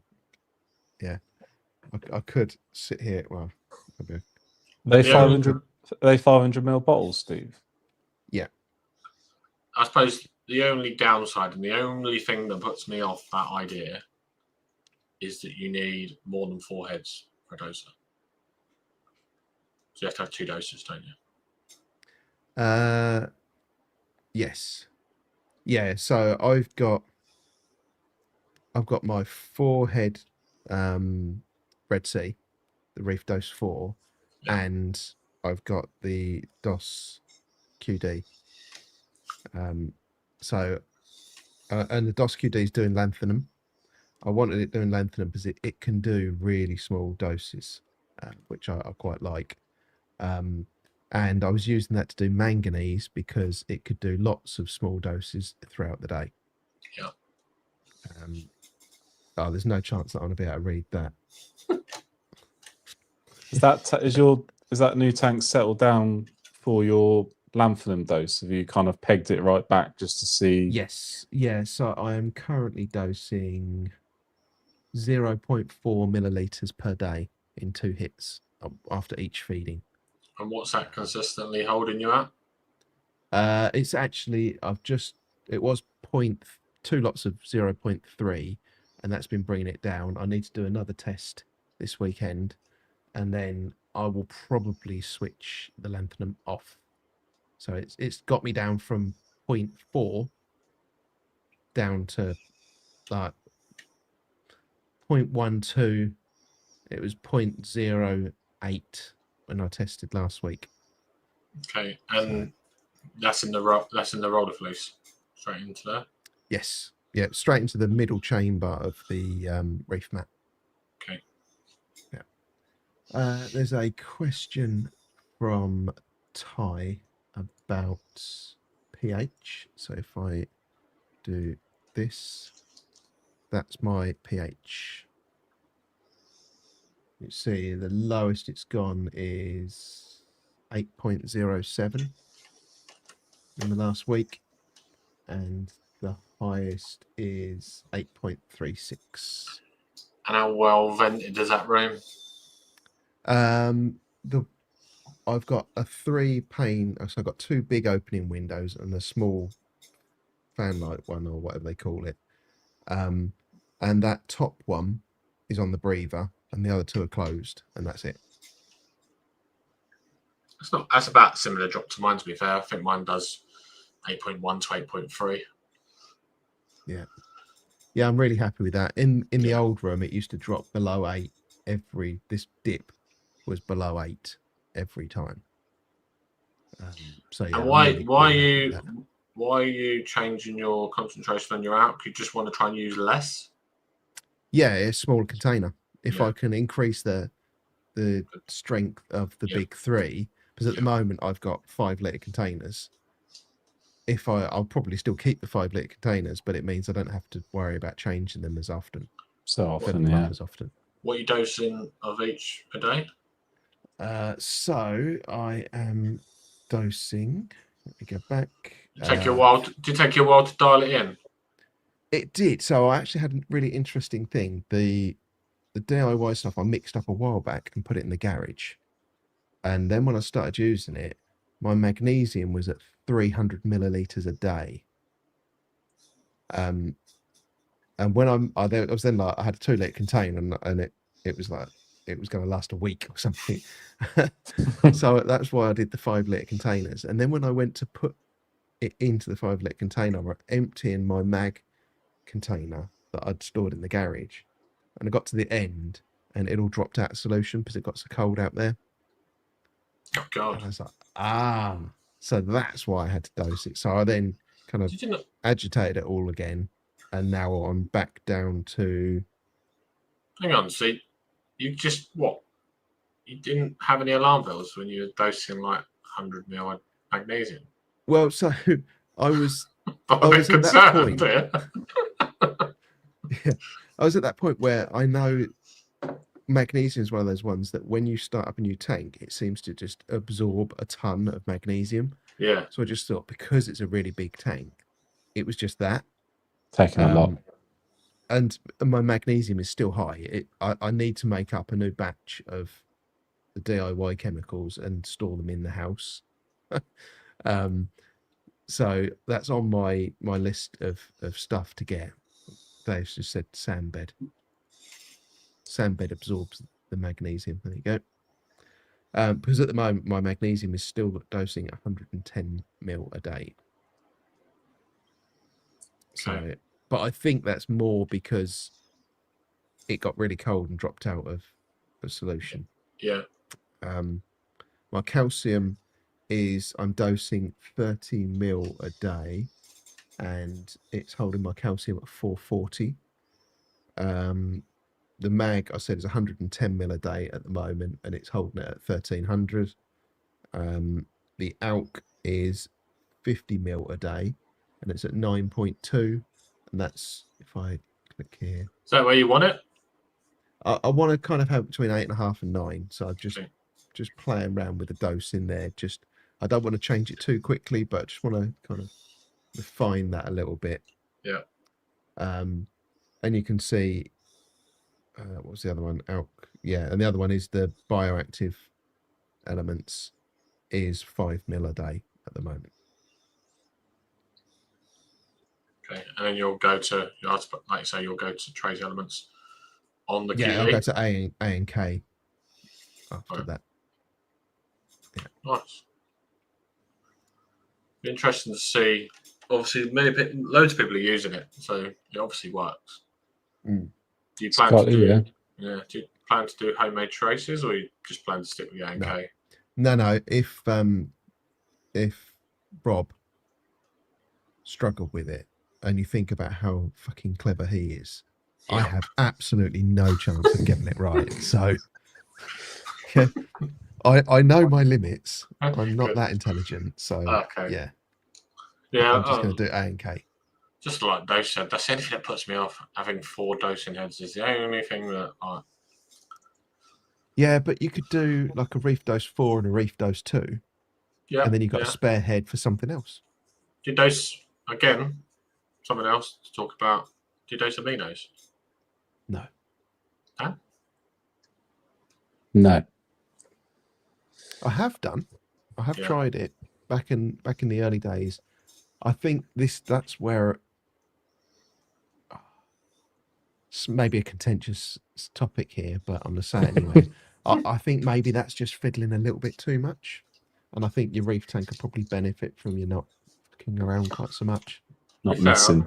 I've got a bottle in the cupboard, and every time, I've got a bottle of that. I'll drip a couple of bits in, but I don't do it regularly. What about Phyto? Do you Phyto? I have put some Phyto in. Yeah, I don't dose Nopox anymore. I do keep a bottle of it around for memories, in the for sump, old time's sake. But yeah, in the sump, just balanced above. Teetering on the edge. Yeah. I've actually stopped culturing Phyto. Here's a bit of a news flash for you. Okay. Again, this is quite contentious as well, though, isn't it? Yeah. I didn't have any problems, and it wasn't hard. I mean, it was just set and forget pretty much. but I don't think it was doing any massive favors. I don't think it was. I don't think the tank looks any worse for having stopped doing it. Let's put it that way. So it's one of those things where if you can reduce one thing you're messing around with, you reduce one extra failure point. It's a little bit less cost because I mean, culture on your own, it doesn't cost much anyway. But apart from electric Yeah. for running it, so it's not much from that side of it. But for me, it was more this one less point of failure, and it didn't look like it was making a massive difference. So No, I was the same. I was dosing it, and I would dose it because I think it is good for the tank. But yeah, I haven't seen anything like nutrient control. Like, I'm in constant communication with Dave, and Dave's trying to use it for nutrient control, but I've not really ever had that joy because, again, it relates to what Mark Needham's saying about Tropic Marine MP. yeah, And I was using like the back toe balance to try and dose, but then I found that had disadvantages because it was a carbon dose. It was getting bit like jelly in the sun. Yeah. So then I started using Phyto, but again, I don't know. I didn't find it gained what I wanted. I don't think it did any harm, but I didn't see the awesomeness that Any real Yeah. gains? and No. I think Mel put that she stopped for 2 weeks, and her phosphate skyrocketed. which is But- interesting. How much was she dosing? Because I think she was putting a lot in every day, wasn't she? 17 litres. She was growing it fast though, but Yes. she had to. I did stop dosing Nopox because I did draw a correlation between the uptake in bubble algae since I started going back on it. So I ran that 1 litre bottle out because I didn't want to waste it. But I stopped it, and that's twice now. Twice I stopped dosing it, and twice the bubble algae has subsided. So I don't know why my system seemed to react to feeding or having a positive impact on the growth of bubble algae. But yeah, I stopped Nopox. I don't think I'm going to be going back to it anytime soon. I think I'm just going to nitrate control will just be water changes, and if it goes relatively high, I don't think I'm going to be that concerned. But we'll see. We'll see. Lamphonum and you'll never go back. Yeah, I use Lamphonum, so it's not, phosphates aren't a problem now for me, so it's good. But John Wright got sent some free pod barn Phyto. What did you do? nice. What did he do as well? Look. Oh, does it go? Well. I was really surprised. Really, really dark. Like crazily dark. Did it say what type of phyto that was? Nano Nanocropsis. chloropsis. It's a contentious one, and I think for future episodes, I think it would be really good to get. Maybe it's a topic for next week, Steve. Phyto Yeah, maybe we Because- should get Mel on. and Talk Harry. about her- Yeah, and Her Harry mega because Phyto. Yeah, Harry loves a bit of phyto. So maybe someone else that's using it, because it's interesting because you listen to people like Paul Hughes, and he's quite straight and says he doesn't see the benefit of it. But then you speak to someone like Tim, and you speak to people like Melinda, you speak to people like Dave, and they go, "Yeah, I use it and I like it." Yeah. It's again, I guess it's a bit like this trace conversation. yeah. So I tried to get Harry to invent a little Yeah, Phyto bubbler that you could dose from. Should be interesting. it's not like he's busy. You could do it. couldn't you? Yeah. What else did I want to talk about? Because we're rapidly running out of time. The news. I wanted to talk about the news. I So want apart one. from the I want the one. biggest bit of news, which is that this is episode 52, there's also been some other news this week. So there's a new sea turtle rehab facility opening in California called the Aquarium of the Pacific. They're going to have a sea turtle rehabilitation facility opening next year to expand its rescue and release work, which I thought was really good. It's cool. Good evening, Mo. Good evening, Mo. Sea Life London are under fire. They're facing growing pressure over Gen 2 penguins exhibit. They're being put under pressure to maybe move them somewhere else. Not entirely sure why, but yeah, that was one thing I read. There was another one which I'm gonna have to open another screen share. Oh no, I've still got it open. When it loads, here we go. So there is a new hybrid angel. What do you think of it?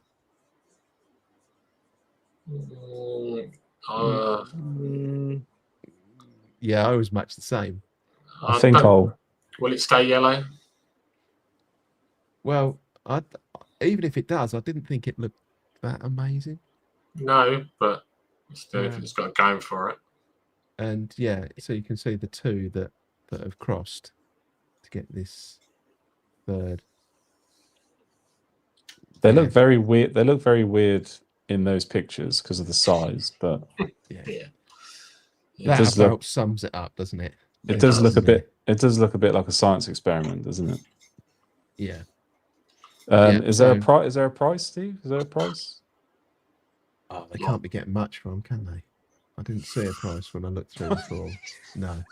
I reckon there's stupid money. I'd imagine that's stupid. You think a king eye is $3,000? Yeah. Yeah, don't know. Yeah. I'd imagine that's not cheap. Let's just say that. Save it for traces. Yeah. And then Got to say, I want this. I think I want one. We've not got to it yet. Oh, okay. They've built a trash barrier or a shit barrier in Gulf of Honduras. Was that what you were after, Matt? No, it wasn't. But I'm like, what? Where did you find your news, Steve? To clean up the ocean. Right. So they've built this massive barrier, and they're gonna put it across the river and collect loads of rubbish that's just been floating down and going out to the sea, basically. I'm not talking this. Nice. If we can get to a bit where they're actually. Jesus. Yeah, just all the crap that's going down that river. Look at that. What? That's disgraceful. Sorry, but what are people in Honduras doing? Probably what we did 200 years ago. So just in the bush. Yeeting it out. Yeah. Yeah, in the bush. That'll do. They like the fact the water just takes it away. Yeah. Yeah. Yeah, it's just insane. You imagine what's that doing to the ocean? The animals in the ocean. Jeez. Yeah. Yeah. So good news that they've built this, and I don't know what they're doing with it once it's come out. Whether they just kind of throw it back in the bush. Straight to landfill. They post it back through the person that littered it. Yes. Nice, and then the bit that Matt, this is the bit that you're interested in. Yeah, I think I'm all over this. I think no, come on, remove that one from stage. Add that one. Control Family, the revolutionary program that monitors your essential parameters with up to 7 interchangeable digital reef sense probes and sensors, along with a smart power center. When you look at the Apex, it's very dated.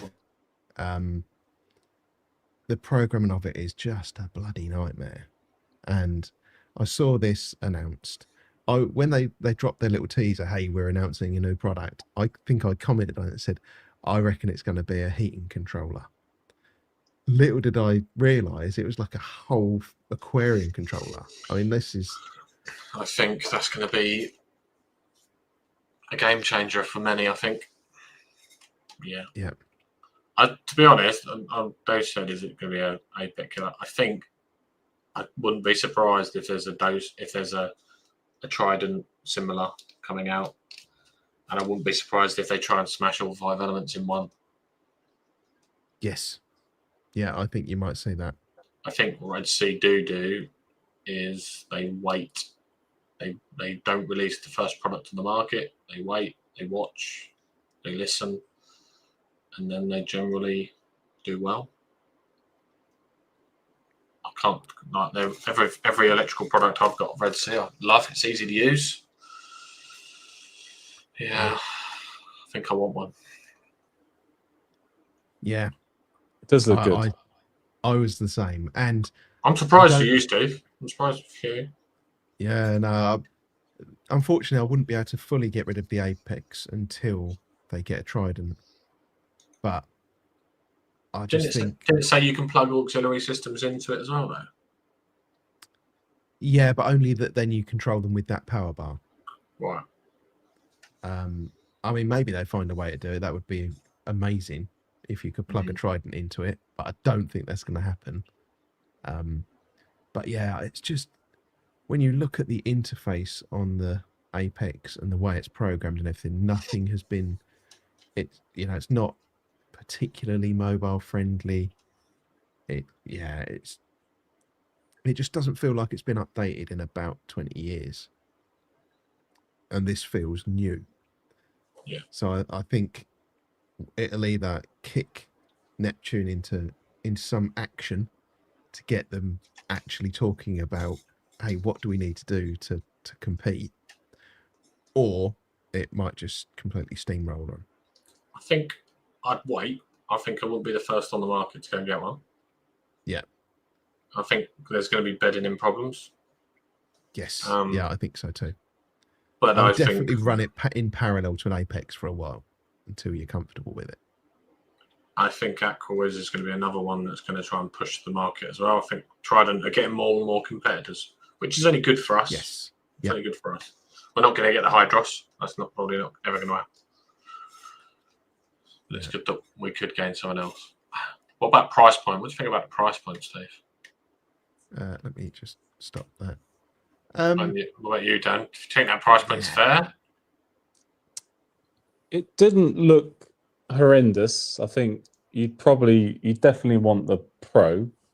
I don't really see many going for the Lite when I sort of looked at it. But I think you kind of do. I think you would want the power bar. So I just think it would just make things a bit more seamless with the sort of integration. So that I think the power bar is like 300, isn't it? 300 odd quid. Yeah. So I mean, yeah. What is it like? You're in for sort of $1,000, didn't you, if you go for the deluxe? So it's not horrendous, and I suppose I like the fact they've done it the different price points, so at least you can add bits in down the line if you want to do that. Yes. For someone like me, that's probably more ideal because I wouldn't necessarily go and sink £1,000, all in out the gate. So I do like the fact they've done that. I know Apex do the junior, don't they? Which is like, a cheaper entry into that kind of into that brand. But it looks good. The only thing I noticed that concerned me a little bit when I first watched the video was when that guy stood in the little prop bit when they show that sump on the first intro of it. The way they've got the sensors mounted, they looked bloody high. Like when I originally looked at it, I thought surely they can't be that high. But then I think later on in the video, when you look at the actual brackets, they do actually slide up and down. So yeah, obviously you can load. But when I initially saw that shot, I was looking at that sump and I was thinking that's awfully high to have those sensors. But obviously it's just the way that they rigged it up for the video. So yeah. Some good points in the comments. Lee said about issues with the ATO and the software. I think the issues they had with the ATO were with the actual head itself and the detection on them. There was a lot of people really suffering with bad detection on them. They Yeah. seem to have a bad lot of them and then change them out.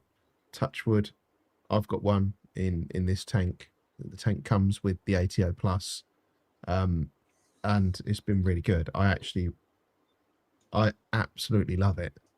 And the experience of having that ATO is making me want more Red Sea stuff, like the reef waves and the this reef control over having Ecotech stuff and connecting it to Neptune. I do which is like interesting. the interface for Red Sea. Is very easy.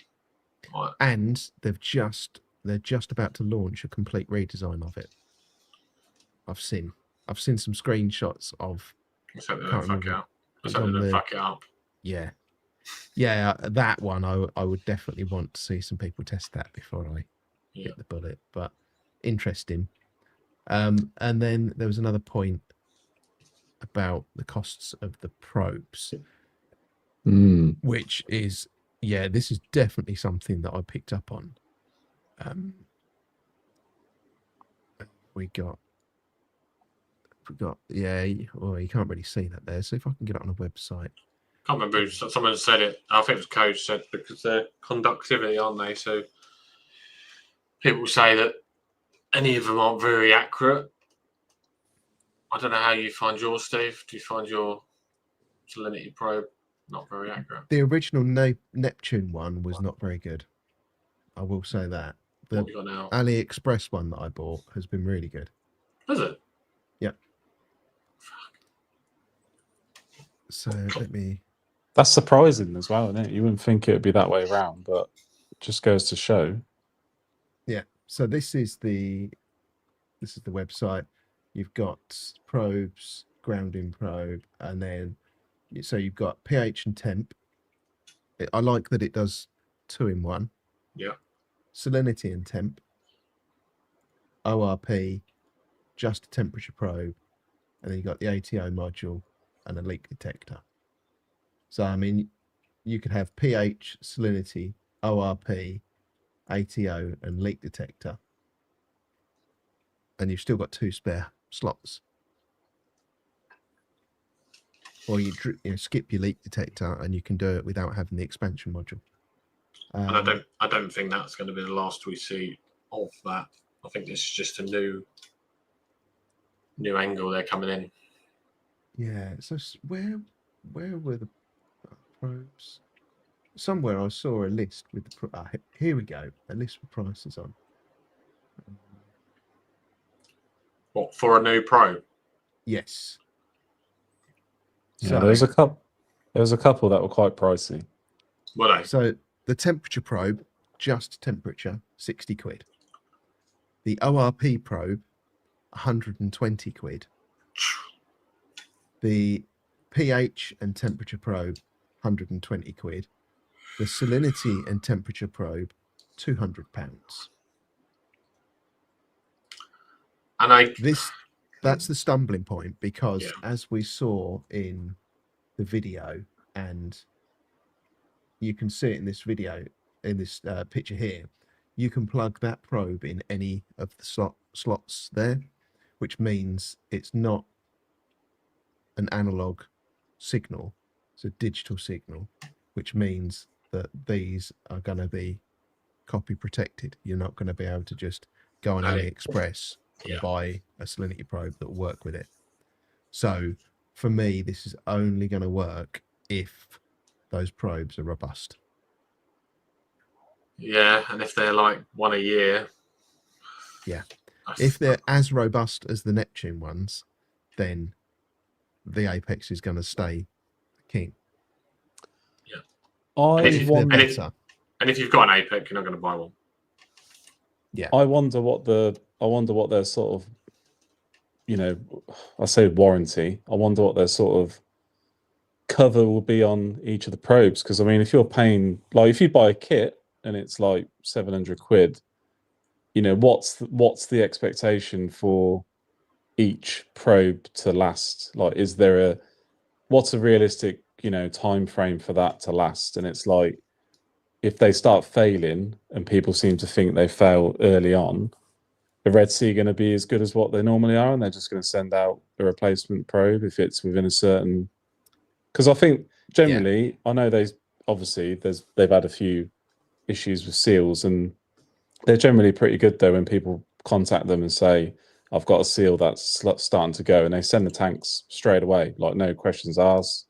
Yeah. Same with their reef mat parts and bits and pieces; they send them pretty quick. So I can't imagine they're going to leave people, having to fork out £200 for a probe if it's only lasted 6 months. I think there's got to be an expectation that it's going to last a certain length of time. I would hope anyway. I hope that's the case, because otherwise that could become quite expensive and quite annoying, to say the least. But I think if they come out and say, our probes last 5 years, then straight away you're like, I don't really care now about the price of them. If it's going to last 5 years, that's as expensive as buying an AliExpress one every year. Yeah. I think they will. I think Red Sea generally, they do seem to look after people that buy into their ecosystem. So I hope that continues. But it'd be interesting. It's early. Is it released for early next year? Is that when they're coming out? I believe so. Yes. Yeah. So we're at the 2-hour mark, but there's a couple more bits that I just wanted to kind of go through. One of them is this little sheet.